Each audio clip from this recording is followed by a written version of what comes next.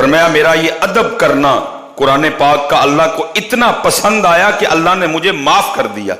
اب میں اس کو سامنے رکھ کے آپ سے اور خود سے سوال کرتا ہوں، محمود غزنوی قرآن کا ادب کرتے ہوئے کہ رب کا کلام ہے، غزنوی تیرے پاس قرآن پڑھا ہوا اور تو سونے لگا ہے، وہ سوئے نہ، رب معاف کر دے۔ تیرے اور میرے گھر میں رب کا کلام پڑھا ہوا ہے، سارا دن گزر جائے تو اور میں کبھی اس کو کھولے نہ، سارا ہفتہ گزر جائے تو اور میں اس کو کھولے نہ، سارا مہینہ گزر جائے تو اور میں اس کو کھولے نہ، سارا سال گزر جائے اور تو اور میں اس کو کھولے نہ، اور پھر کہیں جی معیشت تنگ ہو گئی ہے۔ ذرا پوچھو اپنے آپ کو، پھر ہماری سزا کیا بنتی ہے؟ صرف ادب کیا۔ غزنوی رب کا کلام ہے، الرحمن علم القرآن اسی میں ہے، یاسین والقرآن الحکیم اسی میں ہے۔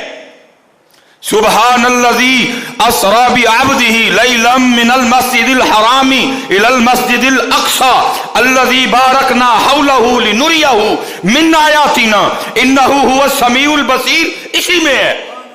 هو اللہ الذی لا الہ الا هو الملک القدوس السلام المؤمن المہیمن العزیز الجبار المتکبر سبحان اللہ عما یشرکون۔ سورہ اخلاص اسی میں ہے، سورہ کوثر اسی میں ہے۔ او غزنوی تیرے پاس رب کا کلام پڑا ہے، تو سون لگا ہے؟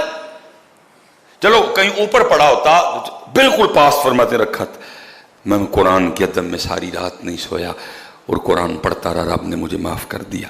اب میں آپ سے اور خود سے سوال کرنے لگا، حضرت ایک دن نہیں، ایک ہفتہ نہیں، مہینہ نہیں، سالوں گزر جائیں ہم کبھی قرآن پاک کو کھول کے نہ دیکھیں، بتاؤ ذرا خود فیصلہ کرو ہماری سزا کیا بنتی ہے؟ اسد عمر ٹھیک کر لے گا ہماری معیشت؟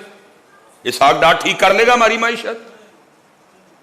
نہیں بیٹا، کھولو چابی تڑے کھولے، 5 دندے پتریں نمازاں دے اور 1 دندہ تلاوت قرآن کریم دا تے 1 دندہ ذکر الہی دا پاؤ۔